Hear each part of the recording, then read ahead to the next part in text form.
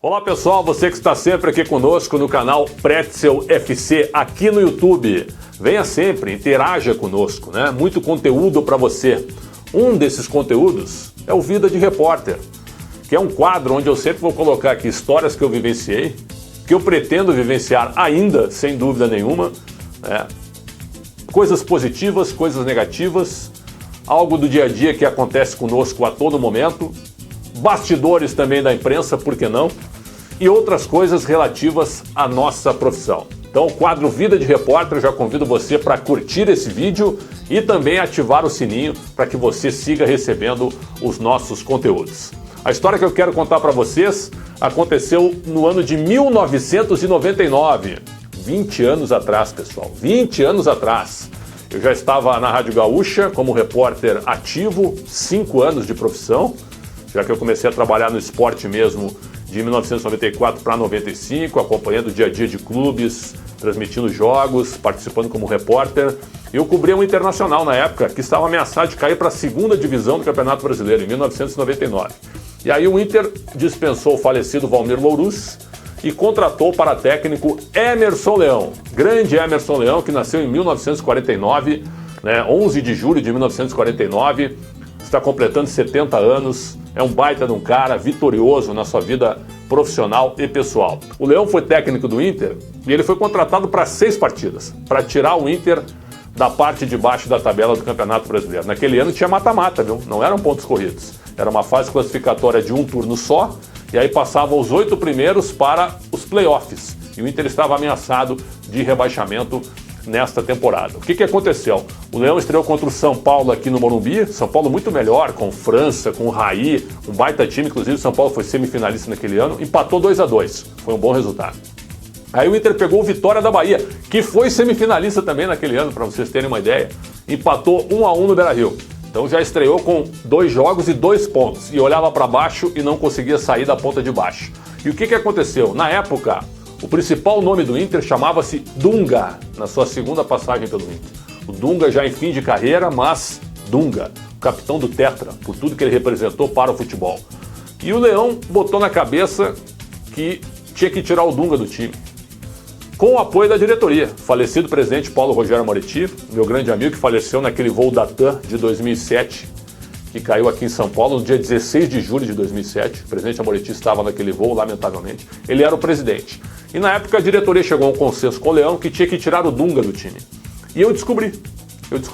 Para vocês terem uma ideia, naquela época a gente ficava na beira do campo. A gente acompanhava o treino na beira do campo. A gente entrevistava quem a gente queria. A gente tinha a liberdade de estar ali, acompanhando o trabalho dos profissionais que a gente cobria, que a gente entrevistava. E aí eu entrava na Rádio Gaúcha, às 5 da tarde eu tinha que dar uma manchete num programa de jornalismo. E o Leão comandando o treino, com o Dunga presente, com outros jogadores, e eu entro e eu dou a seguinte manchete, na beira do campo. Dunga é sacado do time a pedido da diretoria. Foi essa a manchete que eu dei. Quando eu terminei de falar isso, falando um pouco alto na beira do campo, com outros jornalistas ao meu lado, o Emerson Leão apitou e parou o treino, para vocês terem uma ideia. Parou o treino. O Leão parou. Para tudo. E veio na minha direção, junto com o seu auxiliar na época, Pedro Santilli, que é uma grande figura também. O Leão veio na minha direção e começou a dizer, começou a gritar. O que você falou aí? E veio na minha direção. O que você falou aí? Apontando o dedo para mim e se aproximando, né? Eu falei, falei que a diretoria mandou tirar o Dunga do time. É mentira. E ele veio para cima de mim, junto com o Pedro Santilli, que era um armário, né? Os dois vieram para encarar, até porque o clima era tenso, o Internacional não conseguia ganhar de ninguém, né? E ainda assim, antes de eu dar essa informação, o Inter tinha perdido para o Botafogo de Ribeirão Preto. Em Ribeirão eu fiz esse jogo por 2-1, então eram 3 jogos, 9 pontos em disputa, o Inter tinha conseguido 2 com o Emerson Leão, e faltavam 3 jogos para terminar o campeonato. E eu dei essa informação, que o Dunga estava fora do time. O Leão ficou indignado, veio para cima de mim junto com o Pedro Santilli, para vias de fato. Para minha surpresa, eu larguei todo o meu equipamento, seriam 2 contra 1. Quando eu olho para trás, os meus colegas todos vieram comigo. Então na contagem final, tinham 10 contra 2. Essa que é a realidade, para vocês terem uma ideia.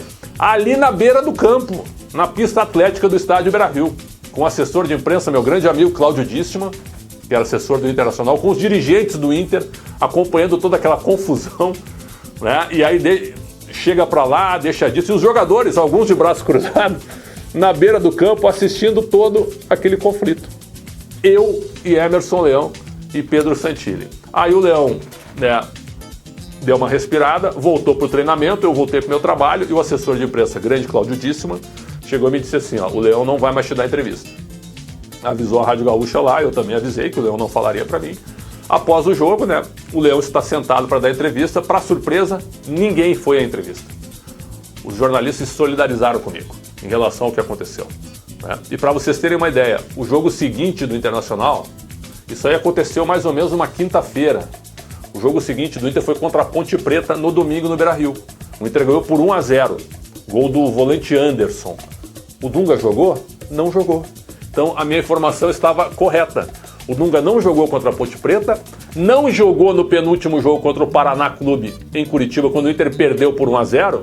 E aí todos vocês já devem conhecer a história. O Inter pegou o Palmeiras de Filipão, campeão da América de 1999, às portas de viajar para o Japão para enfrentar o Manchester United. Inter e Palmeiras no Beira-Rio foi o último jogo. E aí o Dunga volta ao time. Olha o que é a história do Dunga também. Volta ao time e faz o gol da vitória sobre o Palmeiras em cima do Marcos, salvando o Inter do rebaixamento e o Inter permanecendo na primeira divisão.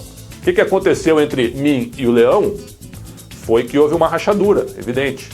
A direção do Inter pressionou a Rádio Gaúcha para que eu ficasse fora do jogo, para que eu não cobrisse o Internacional, e nesse ponto os chefes da Gaúcha foram muito fortes, porque me mantiveram e ainda disseram assim, ele vai estar no vestiário no jogo contra o Palmeiras. Se o Inter cair para a segunda divisão, ele estará lá, fazendo o trabalho dele normalmente. Então o Inter acabou escapando e a minha relação com o Leão ficou atritada. O que aconteceu? Virou o ano, o Leão saiu do Inter e foi pro Grêmio. Foi pro Grêmio. E no primeiro dia a dia que eu fiz o Grêmio, ele avisou o assessor de imprensa Sérgio Schiller, que é jornalista também, dizendo que ele nunca me daria entrevista, o Emerson Leão, no Grêmio também. E aí ele durou 3 meses no Grêmio, saiu em março, o Leão sabe disso, brigado com o Ronaldinho Gaúcho.